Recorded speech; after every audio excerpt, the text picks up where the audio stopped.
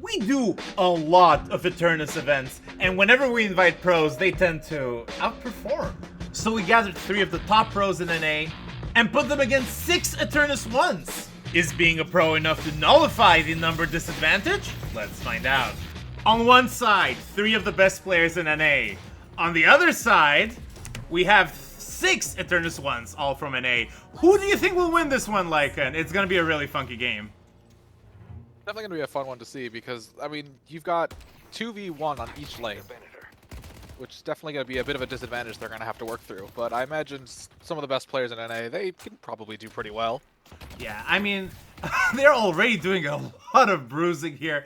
I think it's gonna be really fun. The lanes are definitely gonna favor the 2 players in terms of like actual viability, but in terms of souls, these pros are just gonna get really fed. You're getting like basically a whole lane for 1 person, which means you are getting 30% less souls overall, but you're getting about 60% more souls than they are on average, so you're gonna get your ults first, you're gonna get everything first, and these pros are freezing. They are opting to freeze the lane, which I think is a very cute technique.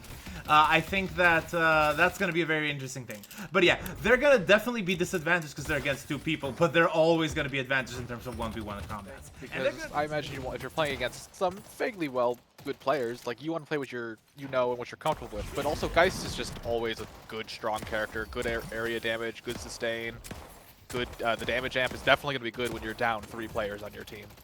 I mean, yeah, Geist is just a fantastic all-rounder character. She does do a lot of damage. She can act as a tank, which Team Amber sorely needs right now. She can clear waves very, very quickly with just a bomb or 2. So yeah, I think this is a very, very good character choice. But yeah, I mean, look at the impact of that. This Yamato is being very greedy, trying to steal some boxes, and is getting, like, blasted, and the first skill goes to Team Eternus and a parry. Oh my god, who is playing? It's Spooky. Okay, Spooky's playing. That's pretty good. Anyhow, Celeste is a very, very good character. She does have that massive damage amp. She has insane mobility, which is going to be really hard for you to target and pin down. You're going to need at least a couple slowing hexes. And she can do a lot of damage. She's a very good laner. And she's going to really profit off of those massive ults, given that those 6 Eternuses are going to try to all be close to each other to try and nail some kills. But yeah, I think it's a very good choice overall, and we're already seeing the impact of this. That, oh my god, gets buried! No! And there goes Saya. I mean, he's just a good gun character, especially when you have 2 teammates who are like, Celeste is just full spirit, Geist is a good hybrid, and then Venator is a just solid gun. So it's definitely an understandable choice with what they have. Yeah. Oh yeah, it's a fantastic choice. He can play Gun Venator, Celeste can play Spirit, and Geist can play Hybrid, and that means that 1 Resilience does not stop your entire game plan. The Eternus ones have picked several characters that I think are very good and can scale, Haze and Wraith. But what do you think about that Ivy choice? I mean, she's proven to be a very strong and good character after her like sort of pseudo rework. And I mean, the power of the Stone form to heal, it's just good pressure. Thorns is also good pressure. I imagine she wants to use her Kudzu connection just to keep her team up in the fight. Good rotate power. So, I mean, just good all-arounder character. Yeah. Celeste is coming here on lane number 3, and I mean, this is very good. Celeste can very easily gank. They're trying to maybe sacrifice the Guardian on lane number 2 just to get this big win here. She has her ult, and she can use it whenever she wants, but she misses. Did she miss? No. No, she has it. Okay, that's pretty good. But yeah, coming in, that Yamato is almost toast. Big Light Eater's gonna come in, presumably here, and yeah, that's gonna be a wrap-up. Ivy is also in big danger. I don't know. I mean, trading Guardians here is fine, but the Guardians are one of the few things that enables you to have some macro control. Maybe the Eternuses want to back to the Walkers? Flash comes in for a slam, but I'm gonna miss. Anyhow, this Wraith here is hunting down these people. Wraith and Haze are going to be very, very important. They're characters that can scale. They're characters that need a lot of items. They're characters that will profit off of the more available farm on the map. I think they're very good choices by the Eternus players. Ivy, you know, can act as a support. Lash and Maurice just for the stuns. And Yamato can be a very good frontliner. We're going to have to see what the impact of all of this is. I mean, it's just very difficult to predict how this game will go. The souls, however, are pretty equal. Ivy does manage to grab that massive ult there, saves her teammate, and she's probably going to be able to back. Yeah, Yeah, the souls are pretty interesting. I just saw Mo and Krill just popped their golden goose egg, which a lot of the, but almost all of the Eternus, no, all of them, all of the Eternus ones that bought golden goose egg, Mo and Krill just popped it to get his ult unlocked, and that's going to be a strong ult. I mean, it goes from taking, you know, 2 people out of a fight, technically yourself and the enemy, to taking yourself and 1/3 of the entire team out. Mm-hmm. Yeah, the soul difference is still pretty equal. I'm curious what sort of items the Eternuses will buy. Try and balance this out. This guy is very low, and I mean, I don't know. Are you going to be able to survive here? Not a lot of shots left. You're backing to the Guardian. A bunch of alt fires are being thrown. Very diving deep. The Geist does not have ult. She is allowed to dive deep this Yamato, and that's a big pick. Huge, huge pick. Massive Lash ult comes in. Lash gonna be so key with his many stuns, but this Wraith is too low to do any meaningful damage. Is this Celeste gonna be able to wrap her up? Yes, yes. Huge pick happening right there from the Saya. I mean, Saya can just 1v1 all of these people and getting so many kills at it. Right now, 6-2, despite being 3 players now, these pros are destroying these E1s. What items do you think are gonna be very important to get, Lycan? Well, on the pros side, they're getting lots of. I mean, there's 2 cult sacks already, which just makes sense. They want to make sure they can stay up and farm when the 6 Eternuses are just going to be eating it all up, especially with a Haze and a Wraith. Mm-hmm. Yeah. And just general survivability and also some farm items on the Eternus side. Yeah, I mean, I don't know if you need survivability. I mean, look at this. Look at this Celeste. She just goes in, 1v3s, gets a kill, and gets the heck out of dodge. But yeah, as we were talking about the Mo can be a very valuable character, but you do need that support. You do need that haste to be right next to you when you're pressing that 4. But yeah, so far so good. I think that's a very good play from the Eternuses. They know the bridge buffs are coming. It's very common at Eternus gameplay to just grab those as soon as they come. And Celeste comes, tries to steal that bridge buff, but stun, massive stun. And who gets that? I don't think I saw that. It might have been the Mo. And yeah, huge pick. Haze is gonna die, gets light melee here, and that parry is gonna miss, and that's gonna be a wrap up. Very well done. 2 picks and eliminated the bridge buff on the left side.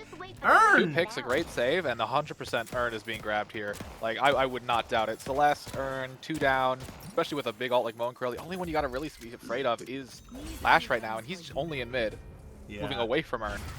Yeah, I mean, like, we're gonna have to see the Celeste. The Geist is doing a lot of good work zoning, and we just see the Eternuses are nowhere. They are trying to push, of course, Walker #2 here. I don't think that's a bad idea. Trying to trade all of these map objectives, you're not gonna win in these 1v1 engagements. They're trying to set these set-piece fights. Just fight where they are and get these objectives. As we say that, this Geist is soloing Walker #1, and the first Walker in the game goes to Team Eternus, which is something I did not expect. Did you expect that, Lycan? Oh, 100%. Not at all, but the first Earn does go to the Eternuses as well, which is something I definitely expected. Or sorry, the pros, and I definitely expected that with the Celeste as Saya. He definitely knows the routes. Oh yeah, I mean, Celeste is just one of the best Earn carriers in the game. Her massive acrobatics is just so helpful.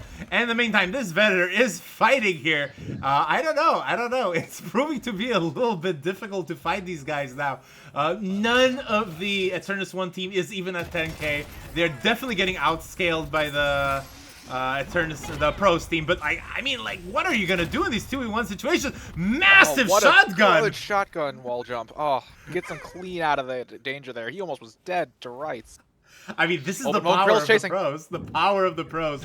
Mo is chasing, but I don't think you're allowed to go in there. You don't know what's behind. And I think the focus right now is this Celeste. Very dynamic gameplay so far. The pros are 6k in the lead, and Yamato comes in, trying to force this 1v3, and the big ult is gonna come in. This Mo is just gonna be so disruptive. But as we say that, ult activated. I mean, this Celeste is actually doing God's Everyone work. is rapidly closing on this side of the maps. Venator's incoming too. Oh, so many ults for this Celeste. Is still alive. I know, this is dead? insane. No, he's jumping away. Insane! And gets a pick! Gets a pick! Oh no! Gets a pick. Not in time for the Venator to come and save her, but definitely in time for the Venator to come and get some picks. That Haze should be dead. And she sleep daggers away. Is there going to be enough time? One big shotgun could be all that it takes to kill her, but it seems like Venator is opting to... No, he's hunting. He's hunting. He's definitely hunting, but she's in the shadow. Oh no, gets missed. And look at the taunting, Lycan. Look at the taunting. The eggs have been all consumed at this point.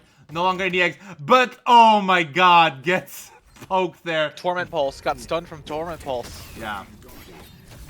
Going for this Yamato pick. Oh, they're collapsing on Celeste again. Yeah, collapsing is an exaggeration. I mean, Celeste is a character that can 1v3 and 1v4, especially if she's 22k up. But, I mean, so many dazzling, so many tricks. Only one dazzling trick is going to be enough to wrap up this Yamato. And, I mean, she has distracted like 4 people while her team is wrapping up. And Pashi gets stunned for like a second there. Doesn't matter. I think he had counterspell. But yeah, I mean, this is proving to be so much damage. And that is all 3 walkers done for Team Pro. Like, what the hell? How did they get all the walkers here? Ivy's going in, trying to get that one big pick here. I mean, she's probably going to be able to. I don't think they're going to be able to rotate on time. But I guess the big question is, yes, you're 14k up.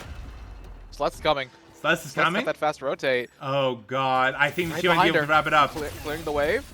Yeah, big stone form comes in. That's a lot of damage at stone form now. Are you going to be able to wrap it up? Oh, no, the walker is dead. That's a valuable flex slot. I don't think the Eternus is needed right now. But yeah, gets a nice pick. Well done. Anyhow, the big... Oh my god, massive Hazel does not matter. Shutdown of the ult. Immediate shutdown. Maybe not the best place to do it in front of a wall, in front of a Venator. He hadn't even picked up Urn yet. Yeah, I mean, this is insane. And look at these tricks just to get that Urn as soon as possible. You do not need a Celeste. You could just easily get a Venator. They're not going for an immediate Urn drop-off. I think that's going to be a little bit dangerous. They're probably going to try and do something with it. But yeah, incredible gameplay so far. Here's the big question that I have for you, Lycan. Sure, the Eternus are going to get the Urn. They're going to be incredibly fed, etc., etc., etc. But, like... Can the base be assaulted for the Eternuses? Like, is that something that the pros can easily do? I'm not sure.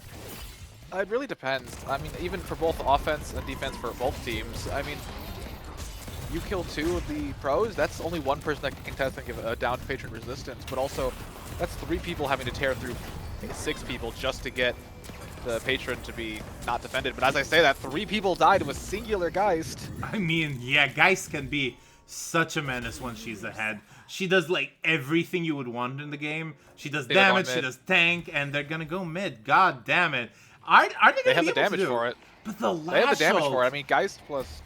Yeah, they have a lot of ults up that are definitely still kind of scary. I mean, Ivy, if she's smart, can be close and use Stone Form, but she's not anywhere close. Yeah, Lash But is trying to come in, Lash Mo is is trying to come in. I mean, this can be a very, very big fight. Very important. I don't know, though. Okay, Gabs all 3 rejuves. Such an important pick for Team Pro. I mean, like, this is proving very good. This Ivy, though, is doing God's work just getting these objectives. Dying for the objectives is not that bad of an idea.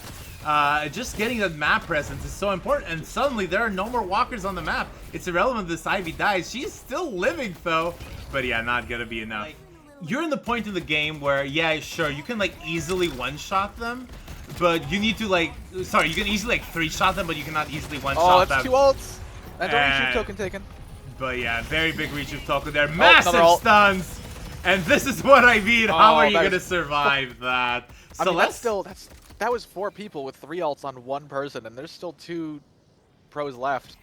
I don't know. I mean, I don't know. Is that economical? I mean, like, it is economical because it delays any sort of push by 30 seconds, and I think that's a lot of time. Yeah, you might not have the ults, but this is, like, the big problem that these pros are going to have to solve. How are you going to be able to push base? We're seeing some of the solutions, quote-unquote. Maybe get glass cannon stacks, maybe get Ricochet here, maybe get some unstops like that Celeste. But doing so much damage, gets parried here. No swap on this, guys. I mean, she's gonna have to use so much of her abilities in order to survive. But there goes person number 1. They're getting so much stacks. What are you thinking here, like? Is this guy's gonna survive? I wouldn't be surprised if she actually... I've noticed that she didn't actually max Essence Bomb for the, like, decaying field. She went max life drain for the multiple tethers. I mean, I'm not surprised with the amount of people that are there. You can just drain off of 2 and hopefully stay alive, and she's staying alive because of them. All of them are used. Yeah, I mean, rapid recharge Geist. Maybe that's a thing you'd never see that in a pro game, but you'd see it in a game with pros, if you know what I mean. 24-4. Isn't that insane, Lycan? Yeah, that's honestly, like, especially with how much they can just kind of gank up on one of them. I was expecting it to be closer to maybe like 24-8. Yeah. I mean, Although like, I have heard a little bit of intel that the pros are trying to win this game sub 25 minutes. They're kind of trying to speedrun it, but they don't know if they can. Oh god, are they trying to speedrunning? Do they really not want to be in the GlutenSnake channel? They're trying to just like speedrun the game. Okay, anyhow, massive ult comes in. Mo is just gonna die. Yeah, I mean, combo as much as you want. Anira Domini comes in, and that's just 3 picks. 4 picks maybe here. Wraith gets picked. And I mean, you do not have a wave, but boy oh boy do you have a lot of base advantage here. I think you're going to be able to convert that to at least base Guardians. Geist is getting those minions right now. It's insane how strong she is at getting those waves done very quickly. And I see the pros are backing. What do you think about that? I think there's a lot of people coming up. I mean, Lash is coming up with his ult. Wraith is coming up with her ult as well. That's a scary one that'll at least pull one of them out of position. Also, there's a lot of stuff that they want to take. There's the 2 bridge buffs. They already got one of the green one on the left side, and there's still that purple one. And now they want to deny Urn as well. And I mean, Celeste is going to be so happy to get that purple one in a second. Urn fight is going to be interesting. I think Celeste is going to go straight for the bridge buff first. But yeah, I'm very curious to see how this one goes. Okay, this is going to be really interesting. And we see Disarming Hex here. Very interesting choice. There's a lot of gun damage coming in from all 3 players. Disarming Hex's curses are going to start becoming so key. Ult comes in, and I mean, like, that's a very big Urn drop. That's going to be so important. Unstop gets popped, and I mean, Celeste with Unstop is unstoppable indeed. But yeah, very low players here. Celeste is getting a very big ball. And has control of the Urn site. Are they going to be able to drop it off? Venator grabs it, and that's going to be an Urn. That's 3 picks. The pros are going to advance here, I think. Yeah, it is worth it noting that the Eternuses actually were down a person because the minion wave was pushed on the left lane, and Hayes had to go back and fix it, or their shrine was just going to die. Yeah. I mean, it looks like the shrines are going to die anyway, so maybe she should have just stayed with her team to try to turn around the fight. Yeah, I don't know. I don't know. I mean, Lash like... ult, though. Never mind, he's sniped out of the air. Right out of the air. By Pashi. Yeah, but Shrine's gonna go here, and I think they get enough time to wrap up the Guardian. I think they're allowed to. Might. I mean, the longer it takes for them to kill the Archbrother, the more time it takes for or less time it takes for Lash to respawn. He's got a 10-second respawn. That's almost all their ults up, except for the Ivy one they just used. They might have to just pull back here and respect the space that the Eternuses have. Although Yamato comes wisely going in. I don't know 2 about kills already. that. Never mind, 3. That's a death. That's a dead Mo and Krill. That's a huge pick. Oh my god, that's insane. And I think they're gonna just wrap it up. They can't even stop. Before 25 Flash minutes. ult, too late? No, not gonna be able to do much. A lot of damage comes in. No one in pit. I mean, the Ivy is gonna try and resist for a little more, but no, not at all. No. GG. Given that this wasn't a modded game, you can actually see the score screen at the end. I hope you guys really enjoyed it. If you like games where one side has way more players than the other, you should check out our 11 Vipers vs 1 Venator game that we did for St. Patrick's. Venator had a little bit of help, but that's spoilers. Anyhow, like and subscribe. Thank you so much to our patrons, and have a good day, folks.